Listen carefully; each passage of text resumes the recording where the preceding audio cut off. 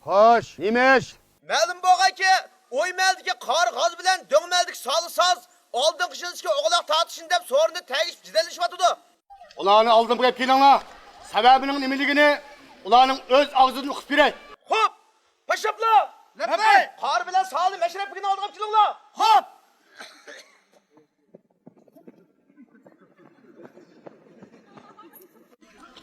Ha, chiqinglar nima bo'ldi? Sali o'tgan yildagi o'g'loqda chidamaslik qilib, shunga men yengilib qoldim. O kim chidamaslik qildi? Sali chidamaslik qildi. Hay. Mirvaz. Labbay. Undaqda qori bilan Sali bu naq maydonda o'g'loq tortishib kelsin. Kim yag'sa mashrab so'rida adabsizlik qilgan gunohidan kechimiz. Yengilligini jazolanadi. Xo'p. O'g'loq tortish boshlandi.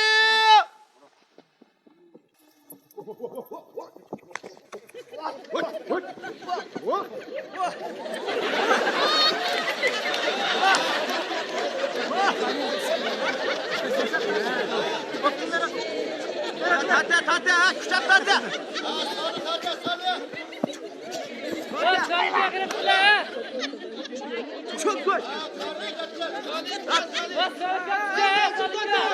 Tata, cho'tata.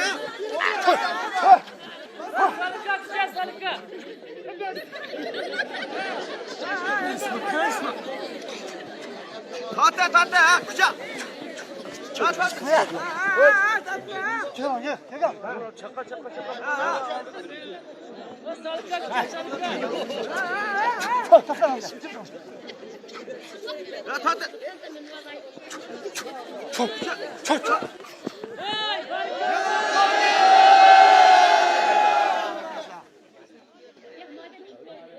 Qarikan o'zlari mashrab ahliga nima numr ko'rsatibirlar? Men mashrab ahliga o'g'loqda yengilib qolganligim uchun cho'tag'iz gap qilib beray. Bo'ldi, qani, so'rinsizlik qoldi. Marhamat.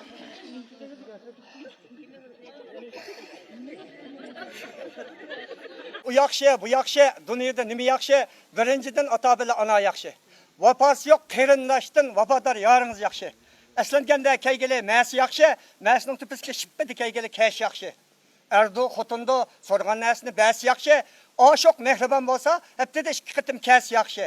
Dutaga tar yaxshi, mollalikda qor yaxshi, dixonga or yaxshi, kasalga dori yaxshi. O'sha oltaga me'morlarning hammalarining bari yaxshi. Ahyalıqlar yerismendir nəğmələrə. Üstikilor biz qoşaq nəzmələrə.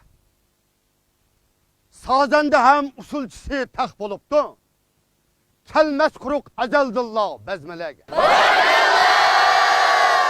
Xoş, hörmətli məşrəb əhli. Əndiki növbətini Ahyadın gələn nəğməsi və usulçuları bəsək. Ola bizge məşrəflərimizdə kəm bozu bulmaydıgan danlıq Ahya sənimini orunlap bəsqanlaqda islə.